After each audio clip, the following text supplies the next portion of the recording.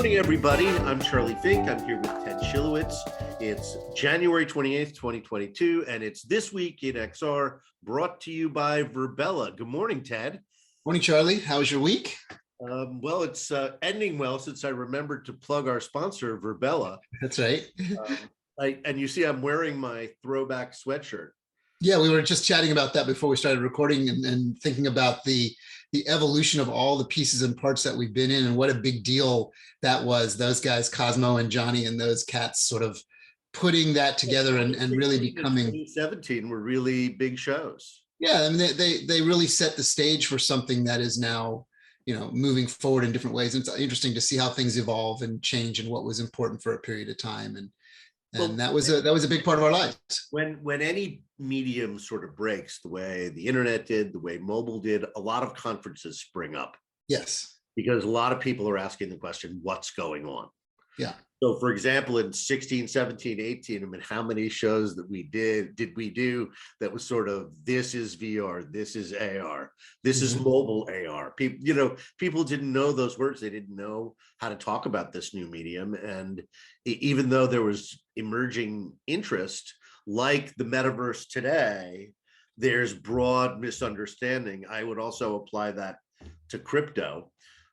Scott Galloway, everybody's favorite professor, took down the Web3 crowd last week. I included that in the newsletter because he deliciously asked the question that we were pondering recently was, what the heck is up with virtual land sales for millions of dollars? Right.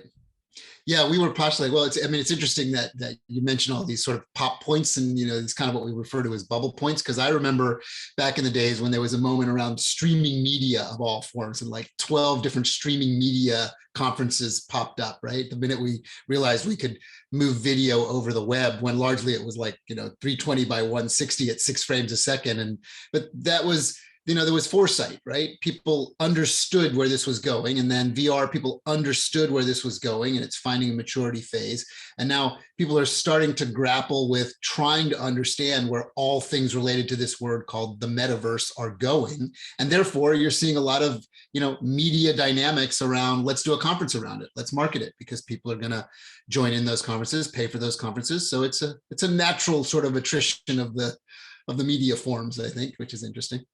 So interesting acquisition this week. Epic Games buys Harmonix. For those of you who are not in the know, Harmonix makes legendary video game Rock Band. Rock Band. Yes, exactly. Which back in the aughts was making hundreds of millions of dollars. Yeah, Rock Band and Guitar Hero were very much is Rock Band still a thing? I don't know if it's quite as much of a thing as it used to be, but I think it is still a thing. Yeah, I think, and remember they did a Rock Band VR experience where you could get up on stage and perform.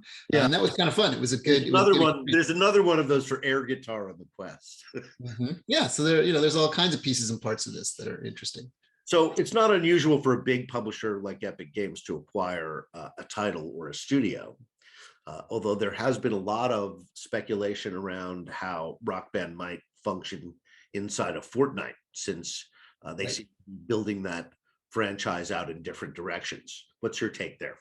Well, and I think if you look at what happened last week with the Blizzard activation, which I think we all are presuming will go through, but nobody knows for sure. Giant $75 billion purchase by Microsoft. These tech giants, tech platforms, of which we could argue Epic is a tech giant at this point, maybe not to the scale of Microsoft, but they need to round out their offerings, right? So it becomes sort of like a studio play, where in the traditional media world, like where I work for Viacom CBS, you add things to your arsenal, right? And Disney's done it, Warner's done it, Universal's done it. The gaming and interactive studios need to add things to their arsenal to keep growing and maintain audiences and build community. So I think that's kind of why they see it as valuable. So here's a new one. Winklevoss Capital leads a $7.5 million round for the AI company that made the Tom Cruise deep fake. And we think everybody knows the whole backstory of the Winklevoss twins and the whole. My God. Well, the Winklevoss twins claimed that Zuckerberg stole their idea for Facebook. Yeah. And in a way he did, but not really, as these things go when they're just ideas and people are talking shit. Mhm. Anyway, in the end, when Facebook was super valuable, they're like, we're just going to give these guys $100 million to go away. Right. The Winklevoss twins, who were very wealthy, and by the way, were Olympic rowers of all, That's right. took the $100 million and bought Bitcoin. Yes. And they have built a let's be clear, investment. this was $100 million of Bitcoin in 2009. Mm-hmm. So now they are billionaires. And they have a venture fund. They've funded a number of legit companies. They like XR. They like the metaverse. So these are not dumb guys by any means, although they were parodied terrifically in the Facebook movie. Yeah, and the social network, absolutely. Yeah, the social network. But anyway, they appear to be very smart investors. And the AI behind the Tom Cruise deepfake certainly was amazing. It's from a company called Metaphysic. Mm-hmm. Yep. So go ahead. No, they are certainly very forward-thinking investors, and they are deeply invested in things like the crypto space overall. The what cybersecurity stuff is doing, and things like deepfake is an interesting kind of offshoot of that has all kinds of ethical challenges and dynamics, obviously. But it is a ripe area for investment because it's an important part of where things are headed with synthetic humans, right? Well, there are several huge applications of AI inside of different XR applications. For example, smart glasses need to be super smart. Yes. So if you could dual compute and draft off of technology like this, it would give you a lot more abilities and semantic understanding of the world. Understand your patterns and your actions so that it could anticipate where you want to go and what you want to do and all that. So apparently Facebook is building, Meta is building a supercomputer to address just this same thing. And that was in the news this week also. So I thought it was. Yeah, I was reading about that as well. That's an interesting, what's your take on that? Because I think that's, more power and that they're never going to get the AI on smart glasses to make the smart glasses smart. They're going to have to offload it onto the cloud. And I think that they're seeing that even if that doesn't turn out exactly as they think, this is an awful lot of computing power that you can lease. Right. Maybe they're going to use it for their own network the way Google has. Maybe they've got a cloud play. Right. Why shouldn't they? And it certainly behooves the 5G providers to get excited about something that actually can be a massively practical use case for when we have to lighten the device here, we park the compute power elsewhere, and then we essentially pixel stream it in. So that bodes well, I think, for the mobile carriers that are trying to figure out use cases, right? So getting back to the deepfakes, one of the things that they said they want to do is they want to endow the metaverse with AI. And that could mean a lot of different things. I immediately went to NPCs with uncanny intelligence. Mm-hmm. Yeah. Right? You're playing Grand Theft Auto and all of a sudden the NPCs start fighting back or have dialogue or have some semantic understanding of what's going on and what you're doing. Right. Well, and as we always like to say, media leads the way. So for anybody that's watched and enjoyed the movie Free Guy that came out last year, it's a pretty good telling future of where that concept of as you create NPCs, non-player characters for those that are not gamers, that live and exist in a world, and we're largely just kind of pawns for many generations of gaming, start to get smarter and feel more real. And eventually you start to crack that code where, you're really playing with them and against them. And you start to not know, is that a real person or a computer generated object that is actually an active dynamic part of the game? It's an interesting future we're living in, Charlie, more and more compute power. I marvel when I write the column every week at how much stuff is going on. I mean, I've been doing this column since 2017, and there's always a ton of XR news, but it really has accelerated, in the past year. You're just seeing, a lot more happen. Obviously, it's part of the success that Meta has had with Quest. It'll be interesting to see who's coming in to compete with the Quest. Perhaps it'll be Valve. Sony possibly, although those tethered headsets to me are challenging because Yeah, we talked about that a couple weeks ago. yeah, I have, my prediction is that they have to have a solve for that, whether it's a first party or third party solve. I think we have moved past, like, it's like very few people use CRTs for computing these days, right? We have moved past the CRT era yeah. and we're into the wireless era. At the same time, the experience of VR is so much better with the PC. Yes. Your ability to generate moving images in AR is greatly aided by a PC, right? That's the way Tilt 5 is going to work. Mm-hmm. So, somehow the computing power of the PC has to get into our mobile headsets.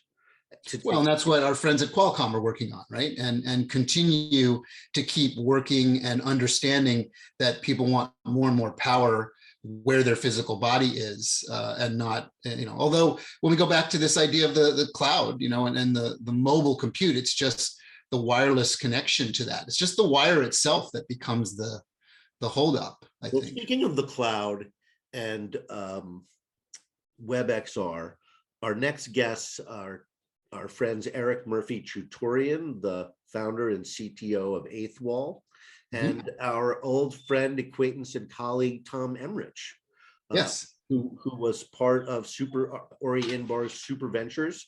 So he was a venture capitalist, and he was the executive producer of AWE for many years. So he has always been regarded as a friend to all and a threat to none. He joined Eighth Wall, I guess, at this point over 2 years ago, as their head of product. And those guys have been growing like crazy ever since. So we've invited them on the show to update us about browser-based VR, which is, of course, technology that is going to be critical to the industry going forward. It's a camera first company. Yeah, it should be a very interesting conversation. Those guys are finding all kinds of use cases. Yeah.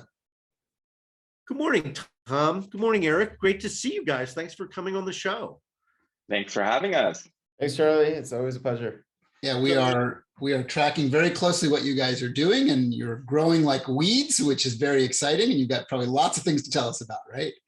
We saw each other in the reel in that brief window at the end of October when we were at AWE in Santa Clara. That was like a magical little window of time where you can, get out of the metaverse bubble and get into IRL. That was awesome. So it was good to see everybody after being apart for 2 years. You guys were talking what you call reality engine at AWE. I would love to hear more about that, and generally what's happening both with the company and with the WebXR trend. Sure. I mean, I'd love to talk about our metaversal deployment, which we debuted in November at AWE. As you know, there are more devices that are being used by consumers and users, specifically headsets. So what we wanted to do is ensure that our developers would be able to reach those new devices with their WebAR projects. Up until the launch of metaversal deployment, Eighth Wall's WebAR was specifically optimized for smartphone AR. And so a developer would create a project and launch it, and then that project would be deployed to the mobile web browser. In November, what we did is we opened that up so that a developer could build a WebAR project once and deploy that through to smartphone as an augmented reality experience, computers as a 3D experience, and then as AR on a HoloLens or VR on a Meta Quest. And so significantly increases the reach and scale while not increasing the development time. And we feel like this is a big game changer and very much lends itself well to what is typically expected on the web, a la the responsiveness of the web and really the flexibility that the web brings to the table.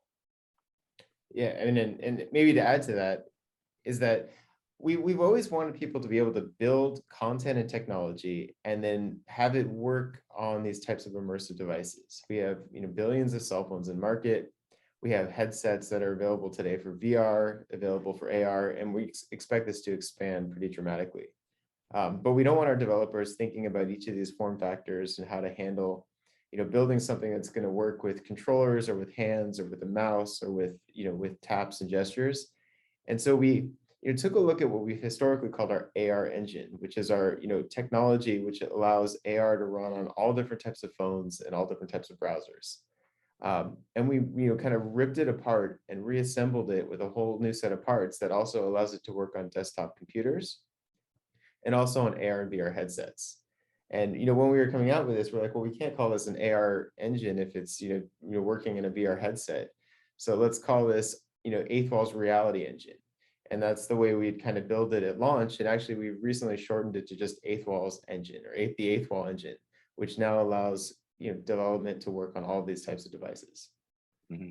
And as Tom mentioned, we call that metaversal deployment, which is really this concept of build once, run across form factors, which is very fundamentally different to kind of build once, run anywhere, in the sense that it was just like code executing on different types of computers.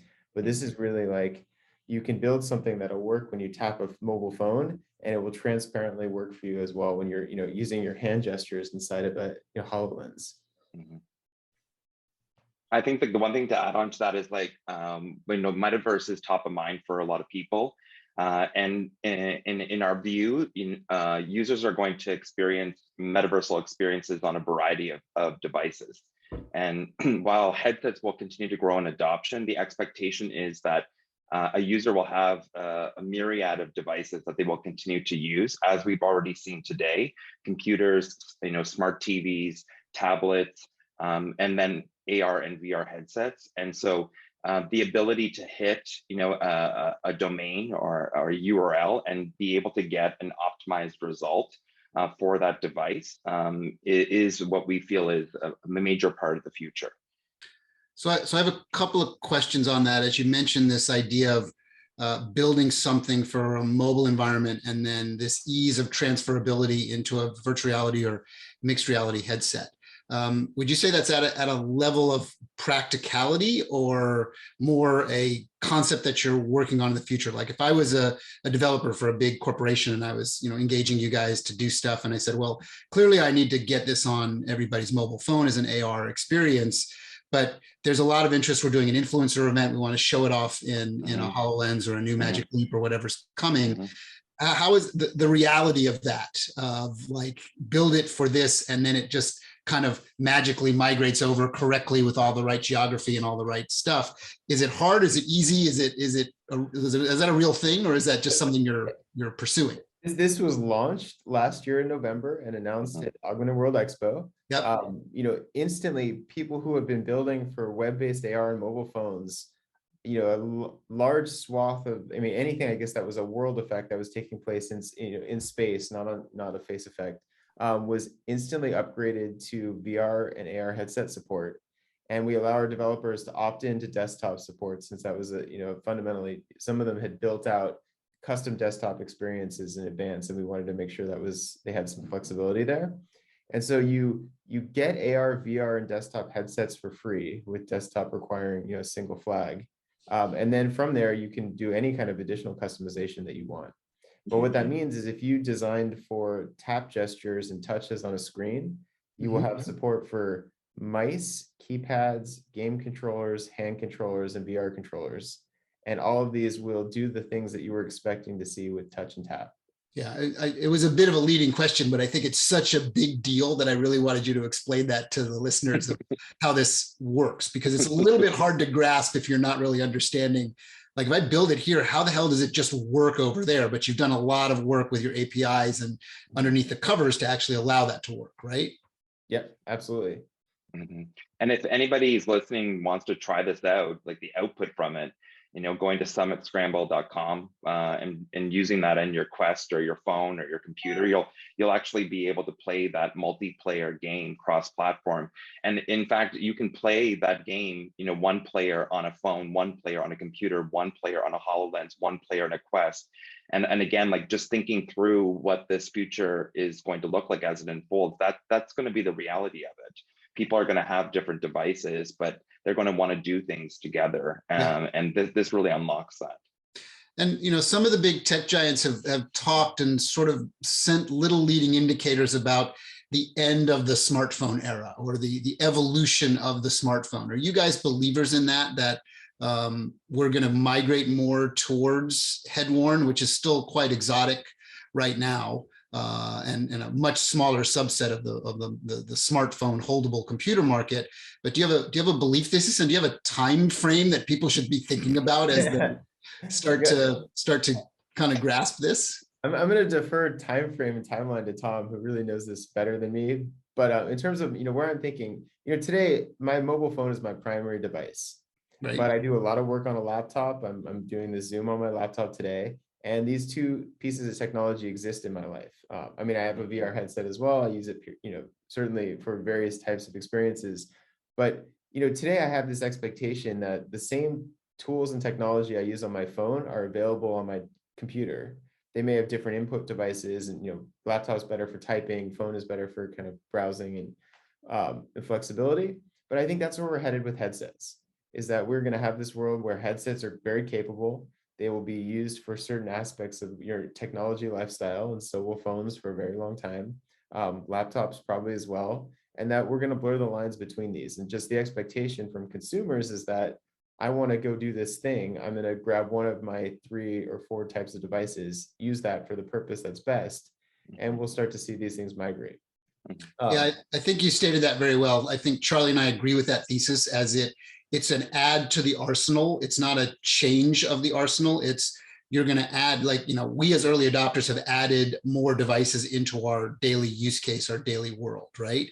And we're kind of always looking for that moment where it's like, oh, I can kind of do this on pretty much anything I've got, and it's going to actually have functionality. And then I'll make a preference choice because it is more of an immersive or spatial experience, that I'll pop on a Quest, or I'll pop on a HoloLens, or some of my prototype devices that we're testing, and see how it looks in there. And we think that's going to become mainstream user behavior. And that's kind of when certain things fall off a little bit and other things sort of take over a little bit. But it's not like it's a wholesale change or replacement. You would just add it in. In fact, go ahead, Tom. No, well, I was going to say, in fact, I think we're going to see the smartphone be strengthened by headsets and glasses first, before we start to see, the smartphone potentially move, into a secondary category of use. I was talking about this yesterday, but the glasses space in particular, if we just look at augmented reality glasses, we've already begun this journey in starting to see, initial connected, I'm going to use the word connected eyewear options for consumers. And I think over the course of the next 5 years, at least, we're going to see a variety of different types of connected eyewear, some that just do video, some that do AR, some that are just living room devices. And so there's not just going to be a type of augmented reality eyewear available to folks, and they're all going to try to optimize for different use cases and try to resonate with users based on that use case. I think the living room device seems to be the most immediate in terms of the time frame. We're already hearing a lot of rumors and reports on mixed reality, where a virtual reality device can do augmented reality through video pass-through. Quest became a device like this. In my mind, that seems like an immediate opportunity. It's also quite exciting because the Quest 3 will have much better cameras. That right now they were created for hand tracking. Yeah. They traded off, obviously that was one of the trade-offs they made, was, the minimal viable hand tracking that they could put up there. But, now that they have another purpose for it, I would expect the cameras to get much better. It feels like the experimental pass-through API was just to get the developers started early. That's kind of what it felt like. Mm-hmm. And also kind of to, possibly show that the Quest can be an augmented reality device. That was really important. We've already heard from Meta that Project Cambria is expected to be their AR VR device. We don't necessarily have a date or any further specs, but I suspect that video pass-through will be the predominant way that consumers experience augmented reality via a headset. And what's great about that is that the entire mobile AR ecosystem has been, working in a very similar fashion. Right. And so that really sets up exactly. Exactly. And so we're very excited about that. That could Very be excited. could be very, very good news for Snap. Yeah. Well, and to your point, there's this staging event where we're seeing these low cost, pass through AR headsets or mixed reality headsets that are effectively external viewers that connect to your smartphone, right? And that's this sort of interim step. They're using the power of the puck, of the little computer you keep in your pocket, and saying, well, instead of holding it, what if we kind of, split the load, and wired or eventually wireless, you're going to get to, I use it up here, but and then eventually that'll be a vestige of another age, right? It'll just, the puck as the smartphone will start to go away, and then we'll just have it all up here. And that's to me is a 10-year sort of journey, right? That we're on now. Which I imagine. I agree. Yeah. So what is your take generally, guys, on the metaverse fever that has swept up the industry since Facebook changed its name at the end of October? I mean, from my perspective, that it's, it really has helped this industry get kind of the mainstream support that it had been, kind of seeking and aiming for over the last few years. I mean, I think AR always, go back 5 years, there was this big interest in AR, VR. Then there was sort of the trough of disillusionment. And then you started to see companies that are really succeeding in the space, growing products. On the VR side, we've seen it really reach a level of maturity where there are AAA games coming out, and people are spending more time here. And then, this announcement by Zuck with regards to the metaverse, I mean, I think it really helped solidify that this is coming. This is going to be a big deal. You as a company, regardless of where you are in your business, this may be as disruptive as the internet was for you down the road. And so you need a metaverse strategy. You need to understand, how is your product going to work in a 3D immersive world? Which of these, products and platforms and technologies are going to be important to your business? And I think that people are asking those questions now, and in a few years from now, they'll know the answers to those questions, and it'll be a lot clearer. Yeah. But I think ultimately, it's gotten the right people asking questions today, and we're seeing that in all levels of business. And you guys have a wide swath of clients, right? Well-known companies that are coming to you to help, asking you to solve those problems for them, right? Do you want to call out some of the interesting success cases that the listeners would say, oh, I'll go check out the website, I'll go check out this app, I'll check that out? Is there anything that you're particularly proud of on some of the work that you've done that is sort of talking about what you just referred to as, large companies trying to figure out what their strategy is and going to you to say, help us? Sure, I can talk to some examples. In fact, if you're looking for a ton of examples of what's happening in the browser for augmented reality, going to our discovery hub at 8ball.com/discover is we have over 200 projects there that have been featured by our agency and creative development studios. So 8ball is a set of tools, powerful set of tools. Our agencies and creative development studios are working with brands to really leverage the browser for augmented reality. There's so many examples that come to mind. I'm going to maybe talk about two. One is, Pizza Hut did a fantastic campaign with image target technology, using our image target technology by bringing to life the top of a pizza box and turning it into a 3D Pac-Man game. In their nostalgia campaign, because if you recall, I recall when you went to Pizza Hut and you actually sat down and ate there were always Pac-Man, consoles there. Yeah. So there's been a lot of talk about metaverse. Immediately your mind sometimes goes to the virtual worlds with metaverse, but on the flip side, there's also been some important discussion around the real world metaverse and how there will be a digital layer on top of the physical world. And I think that is a really good example where users and consumers, they get an ordinary, what seems like an ordinary pizza box, and that pizza box turns into a game console. This in my mind will become like a regular occurrence for packaging and product. And so that was definitely a really exciting experience created by Tool of North America. And then just thinking about the evolution of online, especially in e-commerce where there's a lot of activity. Saatchi Art right now is allowing users to view in their room over 1 million works of art in using web-based augmented reality. It's the largest production-grade deployment of web-based augmented reality. And they've indicated that the consumers that actually use this View in My Room Web AR feature spend on average 17% more than those that don't, and are 4 times more likely to purchase. So not only are we seeing really exciting implementation, but we're also hearing demonstrable, ROI across the marketing funnel, including bottom of funnel, which is really important. I think that's something to hit home on. It is exciting. We are moving into the future, but this is also moving the needle for your business. And I think we need to raise up those stories as well. Well, it was great having you guys on the show. We're running out of time. Sounds like it is a very exciting time for Eighth Wall. I think as everyone has started to realize the friction of having you download an app for one-time use in a certain business is just too great. But every phone has a camera, every phone has a browser, and by making that browser into a 3D screen with all the capabilities that you would have in an app is an idea whose time has come. We have fewer and fewer apps, in fact, because of it. So thank you for that.